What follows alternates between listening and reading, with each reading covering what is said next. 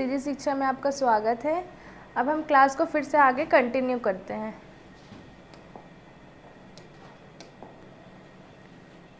What a thunder clap! These words were to me, oh, the riches! That was what they had put up at the town hall. अब यहाँ पे thunder clap का meaning क्या है? What is the meaning of a thunder clap?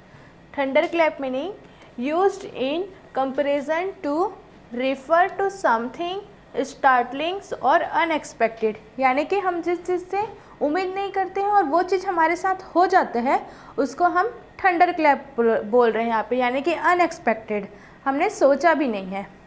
या फिर हम समझ सकते हैं थंडर से, जैसे हम बोलते हैं ना कि अरे बाप रे मेरे ऊपर बिजली गिर गई, यानी कि अचानक से कुछ चीज़ हो जाना, उसको हम यहाँ पे बोल रहे हैं थंडर क्लैप।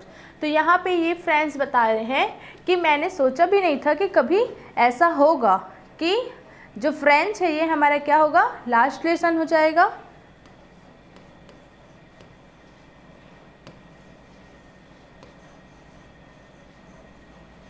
अचानक ये बात सुनकर क्या हुआ, फ्रेंच को एकदम मानो कि उसके ऊपर बिजली गिर गया, ऐसा उनको लग रहा था।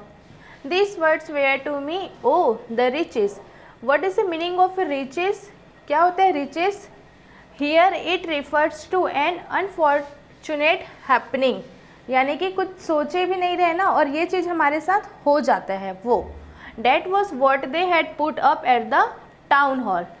अब यहाँ पे वो बता रहे हैं कि जो टाउन हॉल था, जहाँ पे टाउन हॉल पे क्या लगा हुआ था, बुलेटिन बोर्ड में जो नोटिस लगा हुआ था, अब यहाँ पे उनको पता चल रहा है कि यहाँ पे इतनी भीड़ क्यों थी, यानी कि इतनी जो क्राउड वहाँ पे लगी हुई थी वो क्यों थी। अब धीरे धीरे फ्रेंच को सारी बातें समझ में आ रहा था कि बुलेटिन बोर्ड पर यहाँ पे भीड़ इसलिए लगी हुई थी क्योंकि वहाँ पे ये नोटिस लगा हुआ था, ये ऑर्डर आया था बर्लिन की तरफ से कि अब एल्सेस और लॉरेंस में क्या फ्रांस नहीं पढ़ाया जाएगा, फ्रेंच नहीं पढ़ाया जाएगा, बल्कि अब वहाँ पे जर्मन पढ़ाया जाएगा। ये सारे नोटिस बोर्ड पर लगा हुआ था, वही सब पढ़ने के लिए वहाँ पे इतनी सारी भीड़ इकट्ठे हुई थी। क्लियर है? चलिए नेक्स्ट समझते हैं हम लोग। My last French lesson. अब यहाँ पे फ्रेंच बोल रहे हैं क्या ये मेरा लास्ट फ्रेंच लेसन है? वाई, क्यों? I hardly knew how to write. अभी तक तो मुझे फ्रेंच लिखनी भी नहीं आती है। I should never learn any more, I must stop there, then oh how sorry I was for not learning my lesson. अब यहाँ पे फ्रेंच बोल रहे हैं कि क्या ये मेरा लास्ट फ्रेंच लेसन है? अभी तक तो मुझे फ्रेंच लिखनी भी नहीं आती है और बोलनी भी नहीं आती है। तो वो ये सब सोच के बहुत ज़्यादा क्या हो रहे थे, परेशान हो रहे थे या फिर हैरान हो रहे थे कि क्या मैं अब आगे फ्रेंच नहीं सीख सकता करके। क्लियर है? फॉर सेकिंग बर्ड्स एग्स और going sliding on the Saar. What is the meaning of a Saar? क्या होता है Saar? A river which passes through France. एक ऐसा रिवर जो कि फ्रांस से क्या हो रहा था, पास हो रहा था। जैसे हमारे इंडिया में क्या होता है, कौन कौन से रिवर पास होते हैं, गंगा, यमुना, ये सारे रिवर जो एक दूसरे को पास करते हैं, वैसे ही सार एक रिवर है जो कि क्या बोलते हैं, फ्रेंच के घर के पास वो रिवर था जो कि फ्रेंच से ये पास होकर जाता है। क्लियर है? तो यहाँ पे ये सब बात को वो सोच कर फ्रांस क्या हो रहा है, बहुत ज़्यादा परेशान हो रहा है कि क्या ये मेरा लास्ट फ्रेंच लेसन है? अभी तक तो मैंने लिखनी भी स्टार्ट नहीं की थी, ना ही मैंने कभी सीखी है। और वो ये सब चीज़ को क्या बोल रहे हैं, सॉरी बोल रहे हैं अपने आप को। क्यों बोल रहे हैं? क्योंकि उसने क्या किया था, जब उसके पास समय था, जब वो सीख सकता था फ्रेंच बोलना, लिखना, पढ़ना, तब उसने क्या किया, दिन भर खेल कर अपना समय बिता दिया और सोचा कि मैं इसको कल पढ़ूंगा, कल पढ़ूंगा। ऐसा एक दिन आया कि आज वो चैप्टर जो था फ्रांच, वो क्या हो गया, आज लास्ट ही हो गया पूरा। तो वो ये सब क्या सोच रहा था, वो क्या क्या खेल रहा था, चलिए देखते हैं। फॉर सीकिंग बर्ड्स एग्स, वो जो अंडे, नेस्ट में जो चिड़ियों के घोंसले होते हैं, अंडे, उसको निकाल कर वो खेलता था। और ग्लोइंग स्लाइडिंग ऑन द सार, जो उसके घर के पास रिवर था सार, उसमें वो क्या करता था, स्लाइडिंग करने, तैरने और वहाँ पे खेलने के लिए वो पहुँचा रहता था। तो वो ये सब सोच रहे कि काश मैं नहीं खेलता चिड़ियों के अंडों के साथ, मैं उस सार रिवर में नहीं जाता खेलने, तो काश मुझे आज फ्रेंच लिखने और पढ़ने आता। क्लियर है? Next, my books that had seemed such a nuisance. What is the meaning of a nuisance? क्या होता है न्यूसेंस? प्रॉब्लम या फिर बर्डन। जो चीज़ हमें नहीं समझ में आती वो हमको क्या लगती है? परेशानी लगती है, प्रॉब्लम लगती है हमारी, ठीक है, या फिर बर्डन, भारी। क्लियर है? A while ago so heavy to carry my grammar and my history of the saints were old friends now that I could not give up. Give up means leave, छोड़ देना। And M Hamel to the idea that he was going away, that I should never see him again, made me forget all about his ruler and how cranky means strange, अजनबी या फिर short tempered, यानी कि जो गुस्सा करते हैं उनको बोल रहे हैं he was।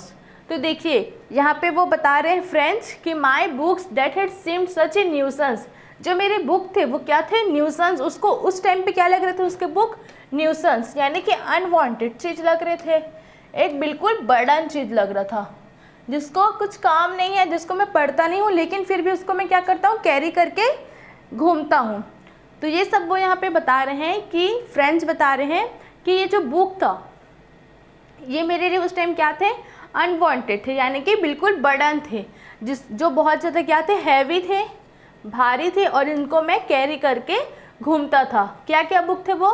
My grammar book, मेरे ग्रामर की बुक, माई हिस्ट्री बुक, जिसमें ऐसे कई सेंट्स के स्टोरी है जिनको तो मैं जानता भी नहीं हूँ, फिर भी मेरे को उनके बारे से पढ़ना पड़ता है।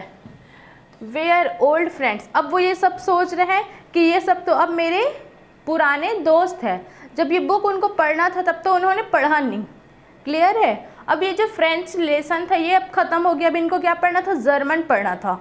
तब ये सोच रहे हैं कि ये सारे बुक तो मेरे क्या है? अब ओल्ड फ्रेंड्स, ये मेरे पुराने फ्रेंड्स हैं, इनको सबको मैं क्या करूँगा? अपने से कभी दूर नहीं करूँगा, यानी कि मैं इनको कभी छोड़ूंगा नहीं, लीव नहीं करूँगा। एंड ठीक है, अब आगे बोल रहे हैं and M Hamel to the idea that he was going away that I should never see him again. अब वो सोच रहे हैं कि क्या एम हैमल भी अब हमें छोड़कर चले जाएंगे, अब वो हमारे साथ नहीं रहेंगे। Made me forget all about his rulers and how cranky, बोलते थे। अब वो ना बोल रहे हैं कि एम हैमल जी बहुत अच्छे इंसान थे, क्या वो हमें भी छोड़कर अब चले जाएंगे? तो अब उनको ये याद नहीं आ रहा है कि जो एम हैमर थे वो क्या थे? रूलर से उनको कभी हिट कर देते थे, यानी कि हिट करने का सोचते थे, या फिर क्रैंकी, बहुत ज़्यादा स्ट्रेंज, अजनबियों की तरह करते थे, या फिर उनके ऊपर गुस्सा करते थे। ये सारी बात अब फ्रेंच को यहाँ पे याद ही नहीं कर रहे, बस वो ये सोच रहे हैं कि जो एम हैमल थे वो भी क्या थे? बहुत ज़्यादा अच्छे इंसान थे, और वो भी अब हमको छोड़कर चले जाएंगे। क्लियर है? Next, poor man, it was in honour of this last lesson that he had put on his fine Sunday clothes. क्या होता है Sunday clothes? Sunday clothes means होता है ए पर्सन बेस्ट और न्यूएस्ट क्लोथेस।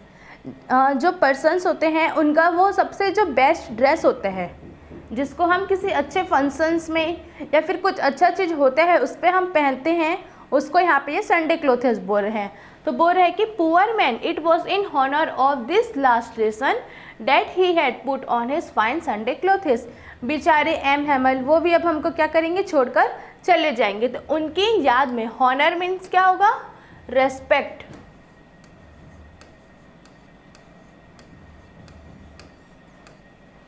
तो अब ये सारी बात अब धीरे धीरे करके क्या हो रहा था? फ्रेंच को समझ में आ रहा था।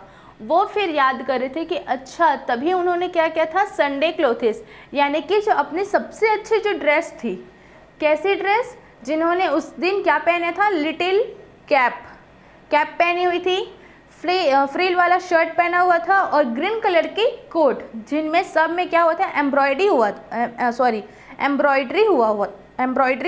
हुआ था।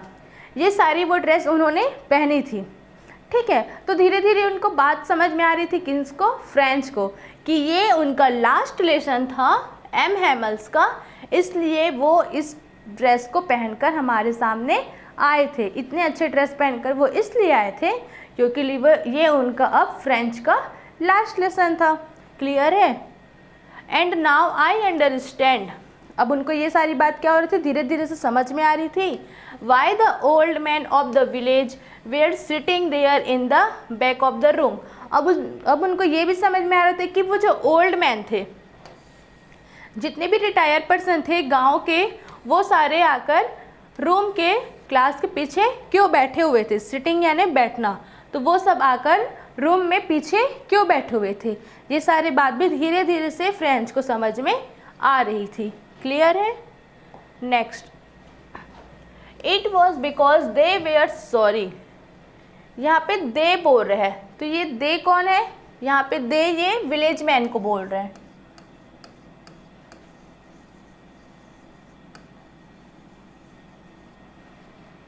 It was because they were sorry to that they had not gone to school more. अब ये बता रहे हैं कि ये सारे विलेज मैन इसलिए यहाँ पे आए थे क्योंकि ये अपने आप को सबको क्या बोल रहे, सॉरी बोल रहे, क्योंकि ये भी कभी स्कूल नहीं गए थे। यहाँ लिखा है ना, they had not gone to school more. ये जो सारे विलेज मैन थे जो आके ओल्ड पीछे बैठे हुए थे, कौन कौन थे, मेयर थे, पोस्ट मास्टर थे, ओल्ड हाउसर थे, सारे रिटायर पर्सन जो स्कूल में आकर बैक वाले बेंच पे बैठे हुए थे, ये भी कभी स्कूल नहीं गए। इनको भी, अब इनसे हमको ये पता चल रहा है कि इनको भी फ्रेंच नहीं आती है, इनको भी फ्रेंच पढ़ना नहीं आता है, इसलिए ये सारे कोई स्कूल आकर बैक बेंच में बैठे थे, क्योंकि ये अब आज क्या था, फ्रेंच का लास्ट लेसन था, यानी कि लास्ट दिन था। क्लियर है? तो ये भी सॉरी बोल रहे कि हमने भी कभी सीखा नहीं फ्रेंच, इसलिए ये सारे लोग आकर स्कूल के पीछे बैठे हुए थे बैक बेंच में। It was their way of thanking our master for his 40 years of faithful service and of showing their respect for the country that was theirs no more. अब ये सब कोई जो एम हैमल्स है teacher जो उनको French पढ़ाते थे, उनको क्या बोलने आए थे, थैंक बोलने आए थे, यानी कि थैंक्स बोलने भी आए हुए थे। और जो मास्टर थे एम हैमल्स, वो कब से पढ़ा रहे थे, वो 40 years से उस स्कूल में क्या कर रहे थे, फ्रेंच पढ़ा रहे थे बच्चों को। तो उनको वो फेथफुल धन्यवाद देने आए थे और बता रहे थे कि ये बहुत अच्छा सर्विस देते हैं, यानी कि बहुत अच्छे से अपना ये काम करते हैं। ठीक है, ये सारे चीज़ को वो यहाँ पे बताने के लिए आए थे और उनको रेस्पेक्ट देने के लिए आए थे। किनको, एम हैमल को, क्योंकि वो उनका लास्ट आज फ्रेंच लेसन था।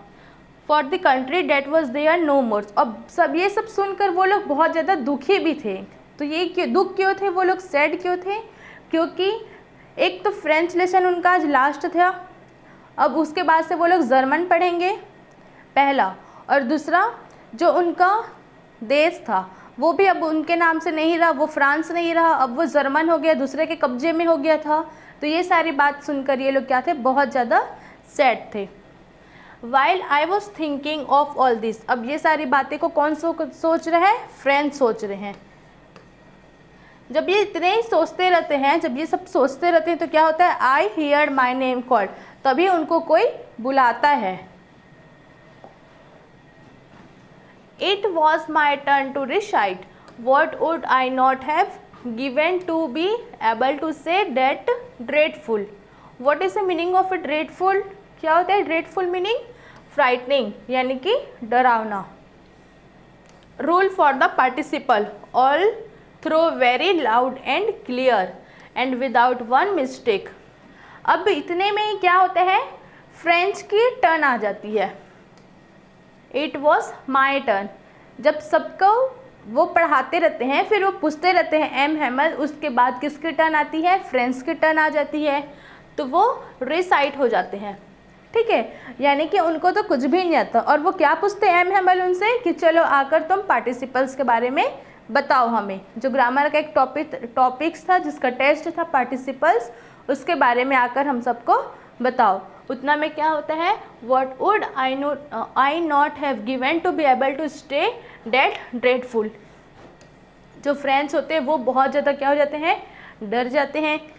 सबके साथ होता है, जब हमको कोई चीज़ नहीं आती है और हमको कोई ला के सामने खड़े कर दे स्टेज पर, चलो आपको इसके बारे में बताना है, तो हम क्या होंगे, थोड़े से नर्वस हो जाएंगे, डर जाएंगे। वैसे ही फ्रेंच के साथ हुआ, जब उनको उनकी टर्न आई, फ्रेंच की टर्न आई, जब उनको बोले एम हैमल कि चलिए आप आके बताइए पार्टिसिपल्स के बारे में, तो वो क्या हो जाते हैं, बहुत ज़्यादा डर जाते हैं। रूल फॉर द पार्टिसिपल्स, आपको पार्टिसिपल्स के रूल्स को आकर यहाँ पे बताने हैं। तो ये सब जब बोलते हैं तो वो सोचने लगते हैं, क्या सोचते हैं कि काश मुझे ये फ्रेंच आता, मैं आज सबको ये फ्रेंच के बारे में जो पार्टिसिपल्स है ग्रामर का टॉपिक, ये मैं सबको बता पाता। बहुत ज़ोर ज़ोर से, वेरी लाउड यानी कि ज़ोर से, बिल्कुल क्लियर, अच्छे से मैं समझा पाता, बिना मिस्टेक के। बिना मिस्टेक के मैं क्या करता, पार्टिसिपल्स जो हैं इनके रूल्स में इनको बता पाता। वेरी लाउड यानी कि ज़ोर से, और क्लियर, एकदम अच्छे से बिना गलती किए। क्लियर है? But I got mixed up. What is the meaning of A mixed up? Confused हो जाना। कन्फ्यूज होते हैं तो क्या होता है, जो हमारे माइंड में जब हम कन्फ्यूज होते हैं तो सारे चीज़ मिक्सअप हो जाते हैं, यानी कि हमको समझ में नहीं आता कि हमको क्या बोलना है, क्या बताना है, ये सारे चीज़ क्या हो जाते हैं, बहुत कन्फ्यूज़न क्रिएट कर देते हैं। वैसे ही इनके साथ भी हुआ, किसके साथ, फ्रेंच के साथ। On the first words and stood there holding on to my desk, my heart beating and not daring, यानी कि having courage to look up.